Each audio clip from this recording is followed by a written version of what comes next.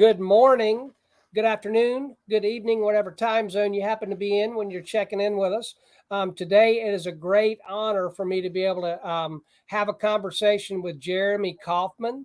And I think I'll just let him introduce himself. I know that he's got a couple of things on his Twitter profile, and he can include any and all of those if he wants to. So, Jeremy, would you like to introduce yourself to everyone? Absolutely. My name is Jeremy Kauffman. I am the founder and CEO of Library, LBRY, which is a blockchain-based publishing protocol. We do to publishing what Bitcoin or cryptocurrency does to money, which means that you can own your identity. You can't get exploited. You can't get taken advantage of. We have really put the power of video specifically, but also other types of content back in the hands of the people. And most people choose to use Library through a website called Odyssey, ODYSEE.com, also an app available in the stores. And Odyssey is going to be used by over 40 million people this month.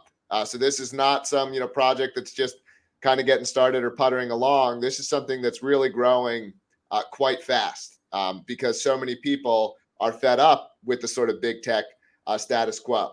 So they can follow you on Odyssey. They'll find all kinds of creators that they know. I think there's 20 million or more videos available on there now.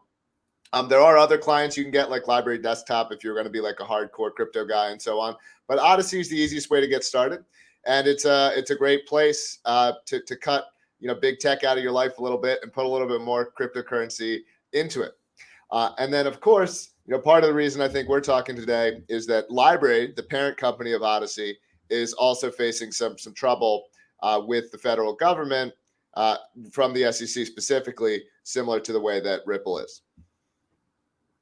Yeah, and Jeremy, I know that you spent some of your life in Philadelphia, and I did too as well, right outside of it. And I just wanted everyone to know that it is absolutely true that the best cheesesteaks on the planet are to be found in Philadelphia. And I'm not just saying that as a person that just is blowing smoke. I lived up there for 2 years, and they're the best on the planet. Oh, they absolutely are. I miss them because I'm in New Hampshire right now. I'm in New Hampshire now, but I spent so much time in Philly, and that is absolutely one of the things I miss is a good cheesesteak. They are tasty. And I also wanted to mention, to follow up with what Jeremy said, I just signed up for our first channel on Odyssey. So I'll be publishing this interview on our channel there, which is XRP Army News Community Channel. And I hope all of y'all will go over there and check that out. And let's use their platform to support another crypto project. So, Jeremy, for starters, I'd like to kind of try and find out a little bit more about you on a personal level, kind of your background. And I know that you've been out for 6 years. I was able to ski at nationals. I was on a competitive ski racing teams in college, and we got to go to Waterville Valley one time for nationals. And what a beautiful state! So I love New Hampshire. Look forward to look forward to getting back there sometime. But I wanted to kind of ask you a little bit about your background and how in the world did you end up starting a crypto startup? And that's kind of where I'd like to kind of start things. Sure, absolutely. So formally, I had an education in college in physics and computer science. But I've always been kind of a nerdy guy, honestly. So I liked, I was a reader, liked economics, I liked other things. And when I first learned about Bitcoin, which was the first blockchain technology I learned about, and probably was the only blockchain at that point in time, or was one of very few, because we're talking about even before Ethereum. I don't know the exact timeline of XRP, but I think it was before XRP. And I was very interested, once I started to get my head around what this meant. And I actually, while I was intrigued by the economics of it, I was really actually intrigued by the computer science aspect of it. And that is that a blockchain is, if you asked me to give you a synonym for the word blockchain, I would say database, right? That a blockchain is a database first and foremost.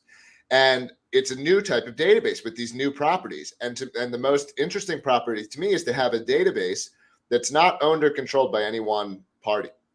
And I started thinking about what that could mean. What could we use that for? And I could get into all the details, but basically we ended up hitting on, what if we use that as a digital publishing ledger?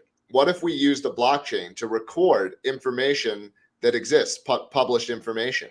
And then we could have, that's why it's called library. We could have this kind of library of information that's not owned or controlled by any one party, which means that if a government doesn't like something, they can't necessarily do something about it. If the mob is after you, they can't necessarily do something about it, right? So, we've sort of canceled cancel culture, or whatever you want to call it. So you get to own your identity, you get to own what you've published, and you get to have a direct peer-to-peer relationship with your audience. And so, Jeremy, when you first, did you have the idea? I'm an entrepreneur as well, and I'm always fascinated with the process that the entrepreneur goes through. Did you have the original idea, and then how long did it take you before you actually started doing something and it looked like, hey, this might actually, be able to turn into something?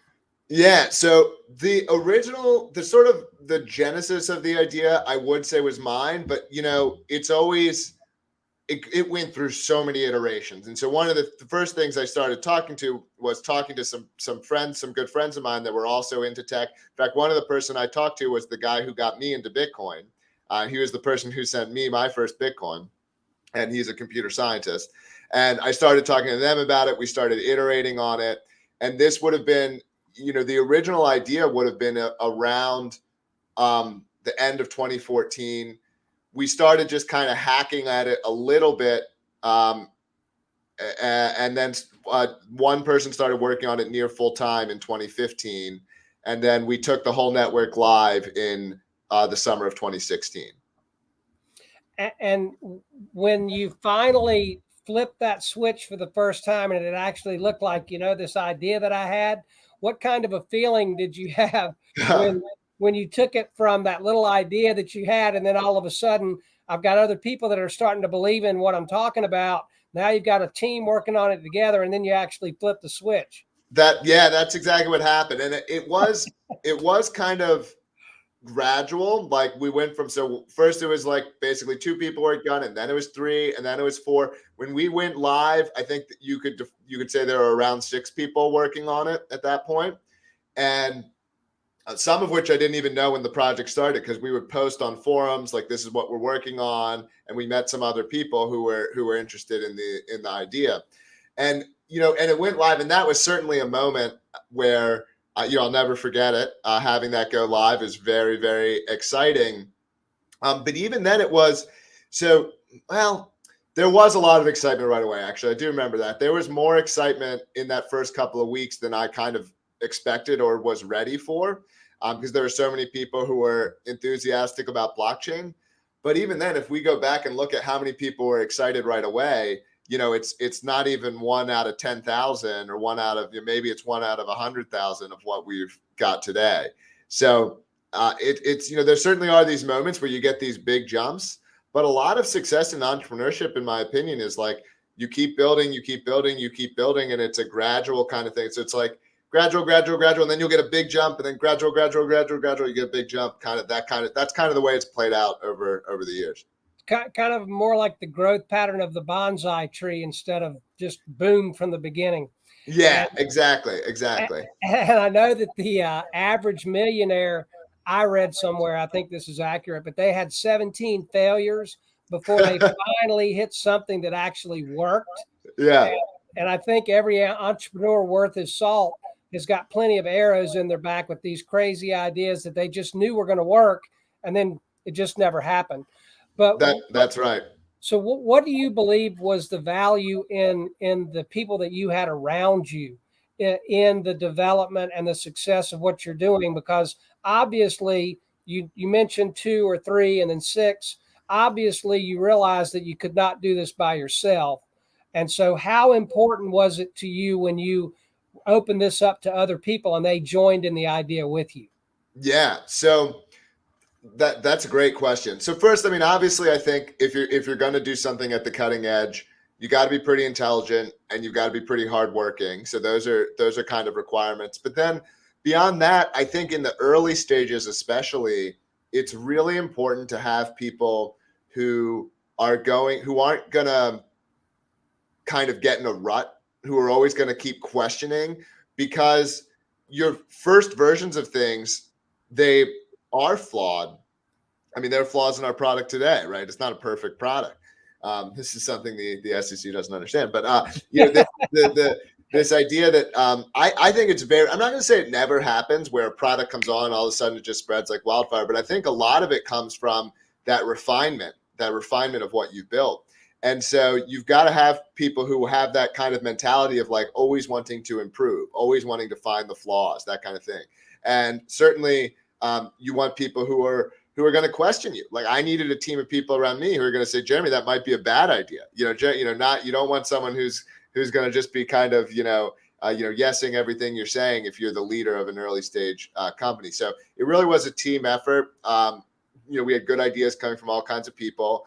You've got to recognize what your strengths and weaknesses are and find people who can complement you. It's about putting a team together, and no one person can do it all. So you've got to have someone who can be the marketer, the communicator. You got to have someone who can do the technical work. Well, more than one person, but even then, even inside the technical work, who's the product oriented guy? Who's the algorithms guy?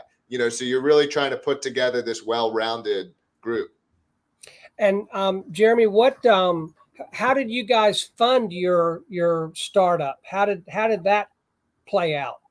A lot of it was good old sweat equity. There were some people who put in a little bit of their own money. And then around the time the blockchain launched, we did do a seed round from a firm in the Boston area. And so how long was it? And you know that I'm going to ask you about what happened with the SEC. And I know that you might possibly be limited in some of the things that you can say, and that's okay. But how long was LBRY up and running before you had any kind of an indication that, and I think it was Gary Gensler, was it Gary Gensler that knocked on your door, or was it Jay Clayton? It was Clayton. Okay. How long were you up and running before you got the knock on the door from Mr. Clayton? So we launched the network in the summer of 2016. We didn't really do any token sales until more than a year later, which was in line with the legal guidance that we had. We said, hey, if the network is fully functional, which LBRY was fully functional, and it was a decentralized network in 2017, they said that you could. Our counsel said that, hey, we could begin selling some of the tokens that we had. And then the SEC came knocking probably around, I guess it was around 8 to 10 months after the first token sales. And that was 4 years ago. So we're coming up on the 4-year anniversary. I know this case is just getting public attention now. That's because no one knew about it for the first 3 years.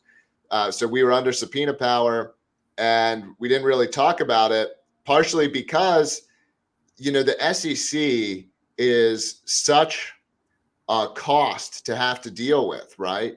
And no one wants to deal with them, because even if you're innocent, even if you're doing nothing wrong, it's a big cost to have to deal with them. So we didn't want to, bring in, we didn't want other sort of vendors or partners or people like that, to get targeted by the SEC. No one wants to deal with it. And so had you been doing, and this is one of the things that I'm familiar from the Ripple side, I know that Ripple has said, Brad Garlinghouse and Chris Larson have both said that they had regularly been having meetings with the SEC since they started in 2012. And they were really kind of broadsided when Clayton brought the suit against Ripple, because they had been meeting with them and been very forthcoming, trying to ask, hey, are we in compliance? And what do we need to do to be in compliance? Did you have any previous dealings with the SEC before they dropped the lawsuit on you? Yeah. And so, yeah, right. So it starts by them just asking questions. So when you get those, those requests for information, that's not a lawsuit yet. So so in between the first request for information, we went in and talked to them a bunch of times. And it's so crazy to be going into the government And the government's effectively saying, like, tell us why what you're doing is legal, which is already a weird question because it's like, what are you doing, right? Shouldn't you be telling me? Like, of course, we think what we're doing is legal. We wouldn't be doing it. But so we go in. One of the things I remember very clearly was in 2018, we put together this 30-page slide deck attempting to scrutinize what the SEC had said about blockchain. And so we're saying, this is what you've said. This is why we think we meet the same standard as Bitcoin and Ethereum, which they may or may not have said is legal depending on the day. So we go in and we tell them, and it's like a 2-hour presentation and conversation. And they just sit there and nod their heads and they say, thank you. And we say, like, well, can you tell us anything? Like, is this correct? What do you think of this? We can't tell you. It's an entirely a one-way street. For 4 years, I've not gotten we submitted, we would draw up plans. We would say, what if we did this? Would these rules be acceptable? What if we did X? What if we did Y? We would send it to them. Not once, not ever in 4 years did they ever give any feedback about whether what we were doing was okay or not, whether we could adjust it in some way. I mean, basically the conversation goes like this. The SEC says, we think what you're doing might be a violation of securities law. We say, oh no, if that's true, what can we do to fix it? They say, we can't tell you, hire a lawyer. So we go out and hire lawyers. Now, actually, to be clear, we had lawyers before the SEC contacted us. It wasn't like a reactionary thing. We were working with counsel before that. But when you go in there, they say, hire a lawyer to tell you what the law says. I say, okay, we go out and hire lawyers. Our counsel is ranked by third parties as, top 10 or 20 blockchain counsel in the entire world. Our lawyers say, well, you can do X and Y. The SEC sees us do X and Y. They say, we think X and Y are breaking the law. We say, oh no, how can we adjust it? They say, we can't tell you, hire a lawyer. It's like, I already hired a lawyer. That's what I already did. They already said this is what I can do. They say, well, we don't think so. Well, can you tell me how I could adjust X and Y? Nope, you'll have to ask a lawyer. It's like giving me like an aneurysm, like it's straight out of a Kafka novel. It's just insanity. And this is such an important field for America. It's so important. And to have the government be actively trying to destroy one of the most beautiful technologies ever created. I mean, it's changed my views of government, quite frankly. Well, and I know that the analogy that I came up with when I was watching this stuff is it's like I live in a little town in North Carolina called Moncure, and Pittsboro is about 8 miles up the road. So if I'm driving up the road to Pittsboro and there's no speed signs, and I get pulled over by the sheriff and the sheriff says, you were speeding. And then I ask him, well, Mr. Sheriff, what's the speed limit? I didn't see any speeding signs. And he says, well, here's your ticket. Yeah. Yeah. Like, well, I mean, look, I would be more than happy. I drive like a grandma pretty much anyway. I'd be more than happy to drive within the speed limit, but I don't see any speed limit signs. Well, here's your ticket. Right. And it's basically like the SEC clocks your speed, and then they say the speed limit is 10 miles an hour below whatever you were going, or 15 below whatever you were going. Right. Nice. That's what they're doing. I mean, that they have given no information. I mean, the Bitcoin blockchain has been live for more than 10 years. Yeah. And we have one speech from Hinman, which is not at all clear, which everyone is scrutinizing and attempting to understand. And the SEC will make no public statements. I mean, you have the SEC fighting itself in public, with Hester Pierce and the other guy who quit, whose name I can't remember. Eloise Roydman. Yeah. Criticizing their own organization from the inside. And it's just, it's absolute insanity, the way that they are behaving. I mean, blockchain is so important, and they're just trying to destroy it, all of it. Well, that was one thing I wanted to ask you as well. Jeremy, do you think that the ultimate goal that they're doing is to stall long enough? And I'm just going to throw this out there as a speculative part of the conversation. So our central banks can get in line to where they have what they want to do with this, and they're stalling to give them time to do it? Or do you think maybe possibly that they're stalling until Congress just decides that they're going to do something and step in and do it? But there has to be something that is the root cause of the behavior. I mean, that's, I've been a therapist in my life, And you always have a root cause of the behavior. And if you can find that and identify it, then maybe you can alter it in some way. But do you have any idea about that? Absolutely. Yeah, I waffle honestly, and I'm somewhat ambivalent on how much it is incompetence versus nefariousness, right? Or just a blend of the two of them, right? In the Ripple's case, like we're not messing with the banks as part of it. So in our case, like I don't think there's any bank because we're like the least trying to be money or a financial instrument of any blockchain token out there, right? We're trying to say a public blockchain is great for having decentralized identity and being able to publish things. It's necessary that the token be tradable to have that system work. It's necessary that the tokens have a free floating market price because that's the way a public blockchain works. But we're not a threat to any of the banks. Now, I gather that Ripple might be, and certainly I do believe that regulatory agencies get in bed or get captured by big financial institutions. But in our case, we're much more of a threat to say YouTube, than we are to financial institutions. And I don't think that I don't think we were even on YouTube's radar at the beginning. I mean, maybe, but so I don't know. It's a tough one. And I think part of it is they have gotten themselves in such a position where it's like, where do they go from here? And it's like they've kind of made a mistake and they just double down and triple down and quadruple down because they feel like they can't do anything about it. And of course, Gensler at this point, I mean, Gensler is in the sort of like Warren wing of the Democratic Party.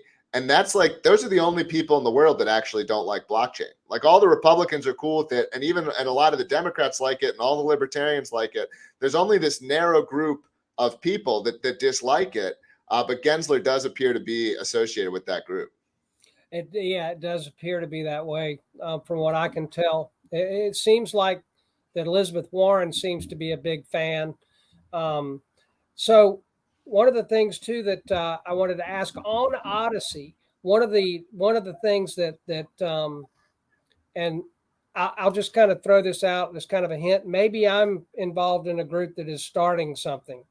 And one of the things that we're wondering is if you approve a project, how do you go through that? Because I know that Odyssey has got to have some type of hey, that's not cool.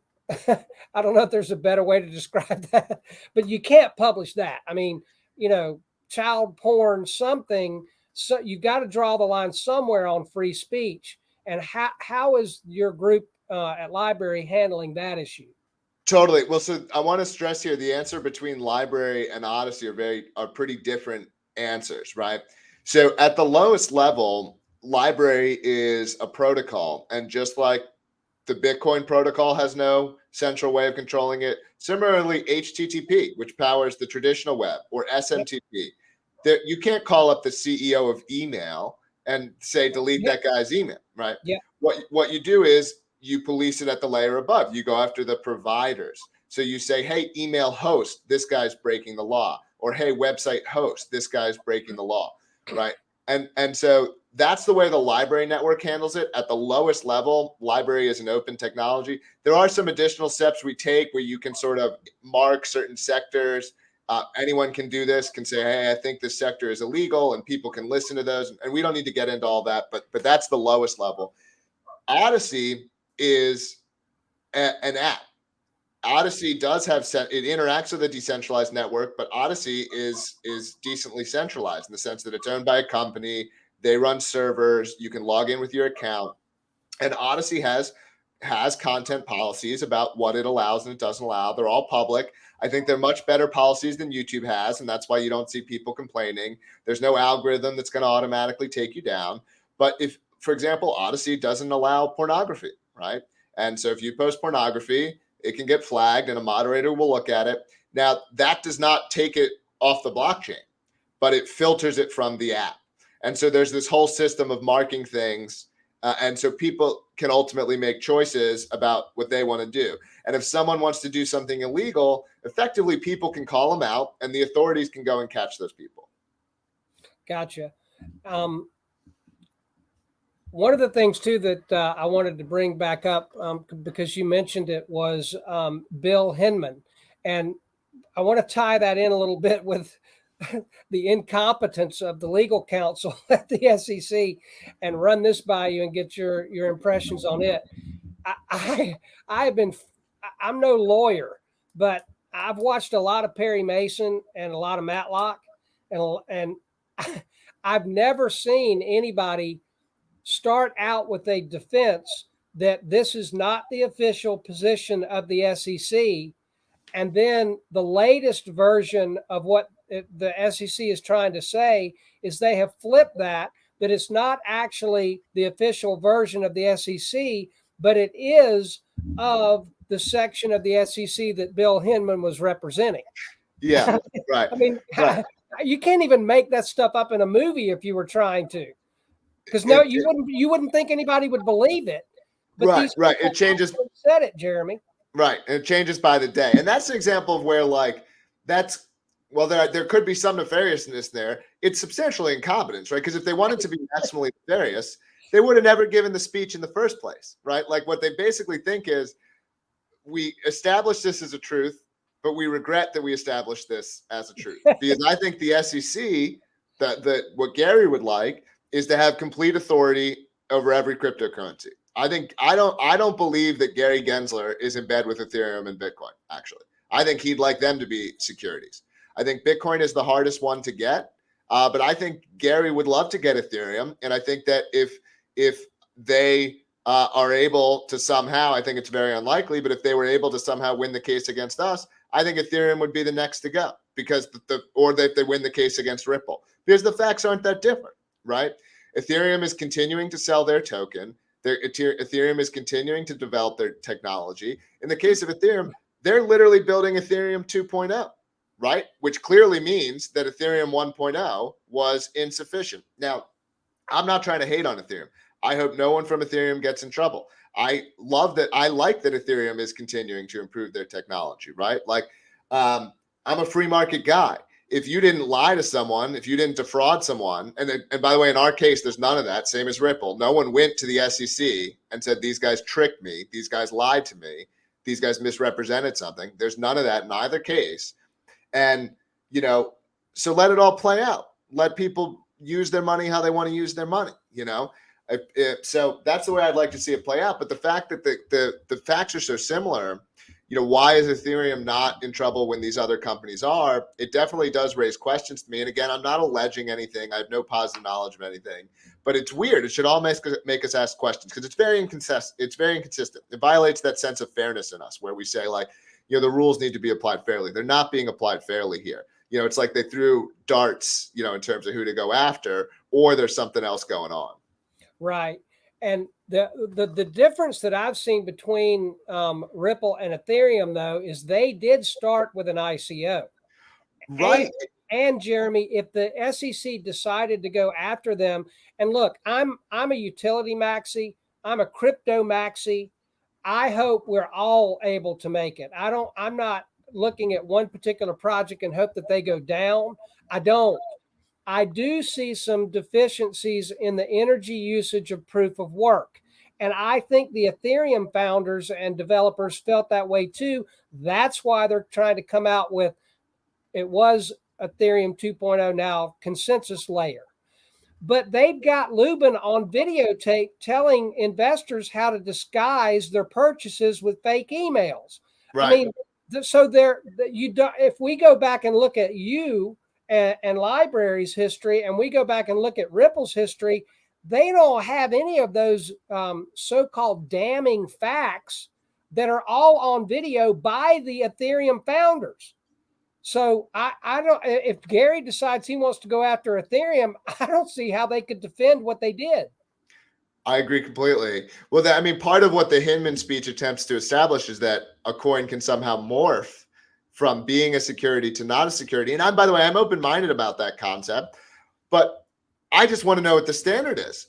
Look, maybe we were a security in 2016 and maybe we weren't one by 2019. Like, there's no way you could say that we're one now, so it's like, tell me what the standard is, because I'll do lots of things. If we can't have a company, I'll blow up the company. If we're not allowed, if we can have a company, but the company can't own the cryptocurrency, fine, I'll get rid of it. Like, I'm open to making all kinds of changes, but you can't have this completely inarticulated standard. It's it's insanity. Well, I mean, I know that, well, I don't believe that you actually got to talk to Gary, but if you did have the chance, instead of talking to me, if you had a chance to talk to Gary, would you, and you asked him what you just said, can you just make it clear to me? And his answer back to you was, well, it's very clear. It's clear. It's very clear. No, they wouldn't even say that it's clear. They'd say you'd have to hire a lawyer and ask them. That's the answer. But Gary publicly has said that he believes that it's very clear. Okay. I misunderstood. think, Jeremy, that he's referring to the Howey test, I think. But the problem is, hey, you know what? I graduated from college, but I'm not the sharpest tool in the shed. But even I can look at it and I can say, hey, this doesn't seem very clear at all. You went to them before your company was involved in a lawsuit with them. You were telling them it's not clear. I can't understand how they are, and Gary specifically is coming up with this saying with a straight face. Well, they're lying. He's lying, right? That's how he's lying. They're lying. That's what you do. Look, if you're at the top of any government agency, you're almost certainly a great liar. That's what you don't get promoted by being a good guy when you're a regulator. You get promoted by being a political actor who's capable of delivering the political aims that the people in power want you to deliver. That's how you rise at the ranks in government. The honest guys tend to be at the bottom, not the top. And I'm not saying everyone in government is dishonest. I think there are honest people in government, but they tend not to be the ones that get power. Well, I've heard that in order to rise in politics, the very first thing is you've got to be a narcissist. Yeah, I think that's true as well. But if you're running, then I'm going to have to revise. If you decide to run for the Senate in the great state of New Hampshire. I'll say this. Their narcissism is reputation management. That's what it is. An extreme form of it is very damaging. If you're too bad at it, you'll also fail in a lot of things. Like I've actually seen studies that say the best CEOs are more narcissistic than average. Extreme narcissism is bad, but above average narcissism is good, because that's part of what a CEO does. I have to manage the reputation of my company, right? That's literally not to break down too many walls, but that's part of what I'm doing when I go around right now, doing. So I don't think I'm an extreme narcissist. I think anyone who'd met me or so on would tell you that. I'm running for office because, honestly, partially just because it's a chance to have some fun. It's a chance to strike back at some of this terrible stuff that's happening, right? And it's the only way you can actually change things, right? Apparently, I've got to go in and write a law myself. So it's another way of drawing attention to some of this stuff. It's another way of doing these kinds of things. So if people are interested in my campaign, it's at jeremy4nh.com. And we have our first ad dropping tomorrow. I think it's going to be a lot of fun. Well, fantastic. And we'll put the links to that in the description of the video. Yeah. But I do want to stress actually that like my work and my politics are very separate. Personally, I have very libertarian politics, but I'm interested in building open technology that works for everyone. I, for example, personally disagree with communism, but communists are welcome on my platform. Everyone deserves a voice. Everyone deserves to be able to communicate with one another, so that's a core belief of mine. So I don't care how much I disagree with you, you should still be allowed to speak and publish and share these kinds of things. Well, as a fellow libertarian, I'm very glad to hear that. So I don't know. I've just been kind of in the middle, where I just like to try to take both sides of whatever sides there are and try to find what makes sense the most out of whatever's out there. So do you feel like, based on, since you are involved in politics do you feel like that Biden wants to hamper this, or do you think, like I do, that he don't even know, he doesn't even know what day it is? but Jeremy, do you believe that his handlers, the people that are telling him what to say, do you think they're trying to block the innovation of blockchain in America? And why in the hell would they do that if we saw the economic development that was made possible by .com. Yeah, closer to the last one, closer to the latter of what you said. It's not clear to me who's in charge. I'm very doubtful that Biden himself has any kind of strong opinion on cryptocurrency. Whatever opinion he has, if he was able to articulate one, would just be something that someone else told him, one of the people who are in that sort of inner circle. And I don't know exactly who they are, but there's no way that Biden has ever done any personal digging or learning about cryptocurrency. I'd be very skeptical of that. However, wherever he might be mentally, and it does seem to vary from day to day, but it's things that are good. It's kind of a principal agent problem. Like yes, blockchain is good for America, but it may be anytime you're disrupting the status quo, it's bad for people who are in some sort of position of power or influence currently. So I think there's some aspect of that where people who are disrupted or threatened by blockchain want to control it. I also think there's an element where regulators themselves always want to accrue more power to themselves. A regulator is not incentivized to think what's good for the country. A regulator is incentivized to think what's good for me personally in my position, right? And that is that I regulate more things. Right? A regulator is always incentivized to believe that something ought to be under their purview, that something ought to be under their control, that something, that they ought to be policing something, right? And so I think there is a substantial part of it, whereas like the SEC wants everything to be a security, right? Because then they get to regulate more things, and so I think there is substantially a part of it where they've got a lot of mental bias towards things being a security. And so now there's this huge industry. And even without some sort of top-down directive, which I'm not claiming didn't happen, I want to be clear, totally plausible that happened. But I also think there's a sort of bottom-up incentive where they already would want to do it because it's a chance to regulate something. Well, and do you believe that Klaus Schwab is behind everything, trying to work all us into a new world order? So I might as well put my tin hat on. I mean, what the hell? Yeah, so one, I find all this stuff very difficult to judge from a distance. I think it's clear. I think at a minimum, they are trying to take advantage of a situation similar to what I'm saying about the SEC, where like, how top down is it? How much control do they actually have? I'm uncertain. It's plausible that they have some. But it's also plausible that they're taking advantage of the situation because, of course, they clearly want to be powerful. They clearly want to be accruing power to themselves, right? And so then any set of world events that would allow them to accrue more power, that's the action that they're going to take, right?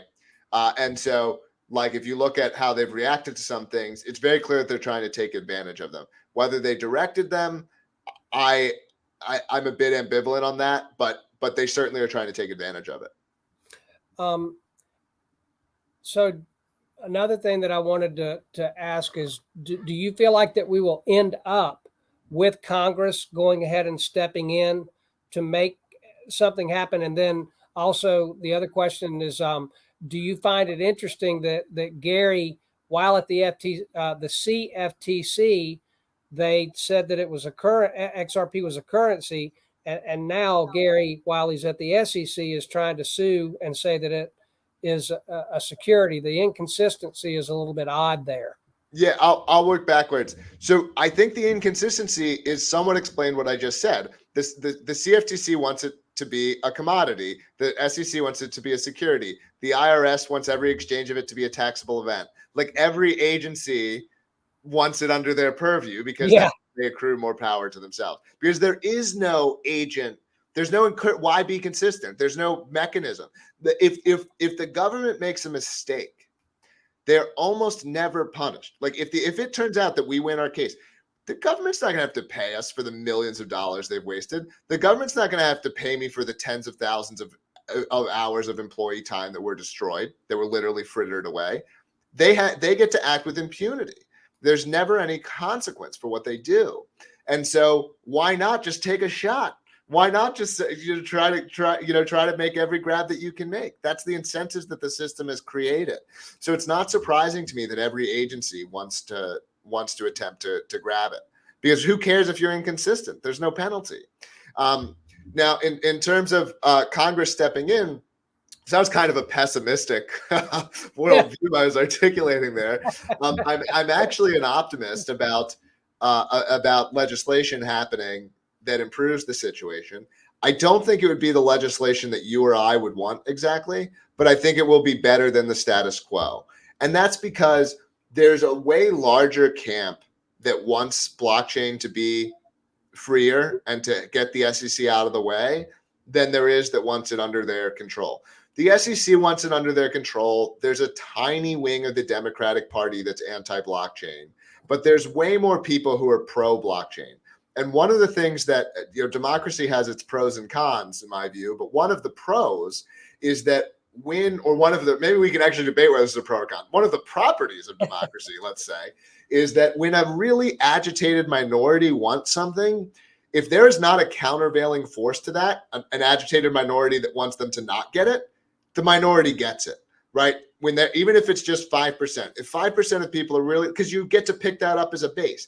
If there's 5% of people that say, I'm going to vote for the guy who's pro blockchain because I really care about blockchain, and there's not a side that's going to not vote for you if you're not pro blockchain, I think I got the negatives correct there.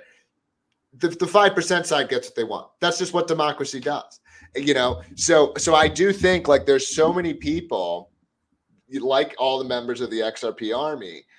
Thank you, by the way, if you're a member of that and you've been supporting of us. I really appreciate it. You guys are great.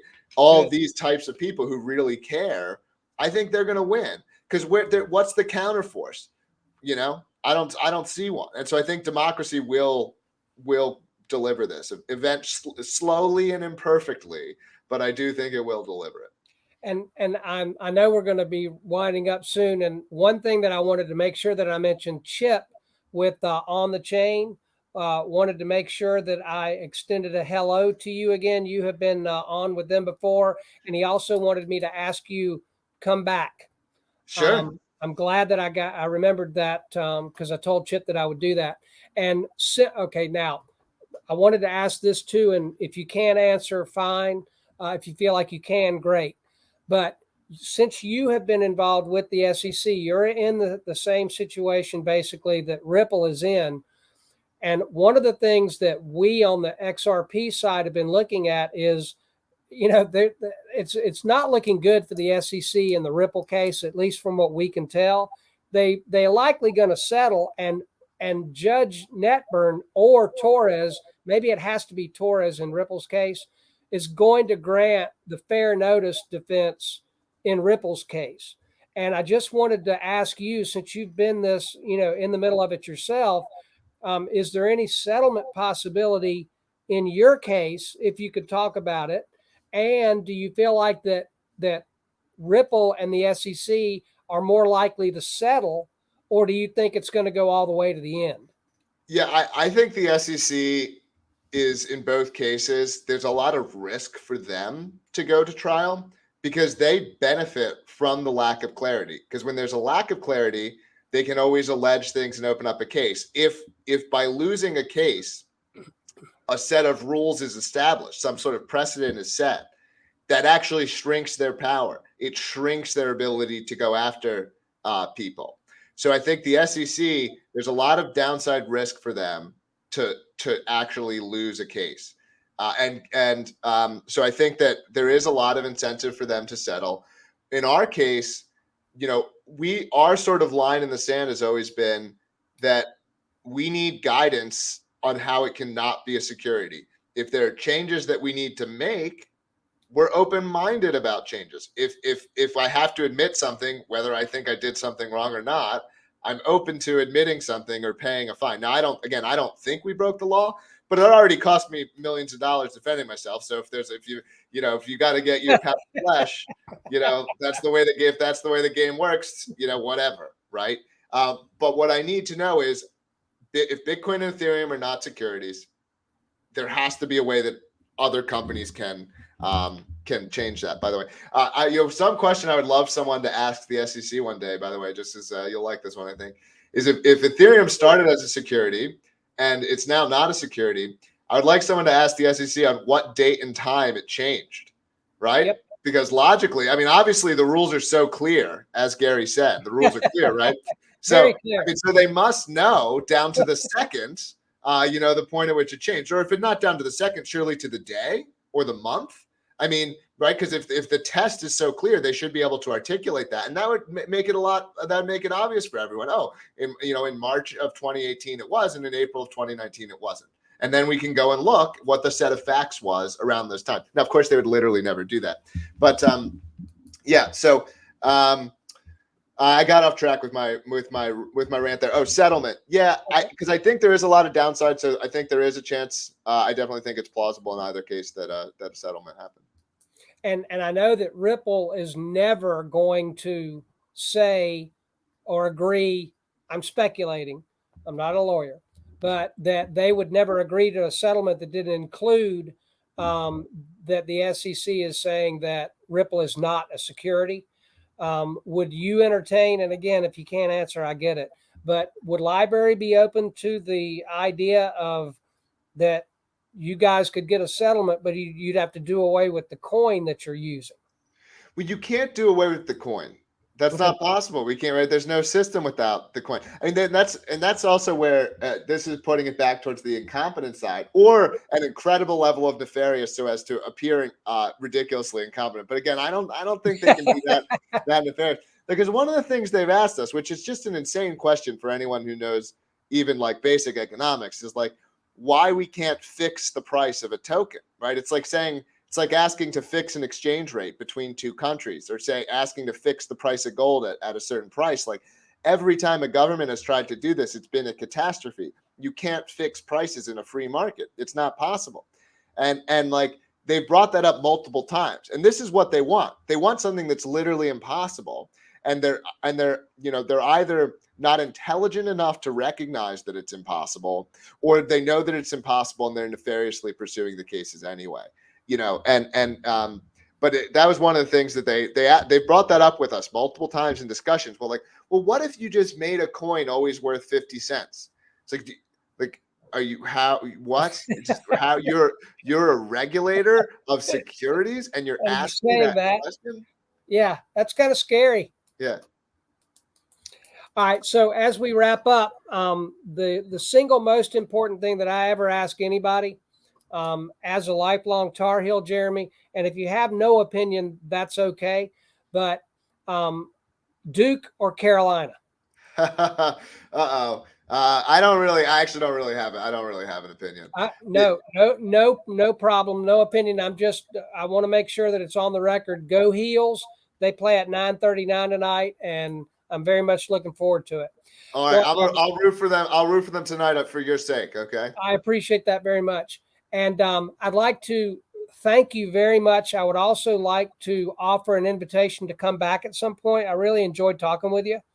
And also, please check in with Jeff and Chip, because I know that they want to have you back on. And I know some of the other influencers in the XRP army. And if you would like to, I'll extend an olive branch out to them. If you'd like to go and speak with some other people, I'll help that process along if I can. Yeah, I'm quite open-minded about that.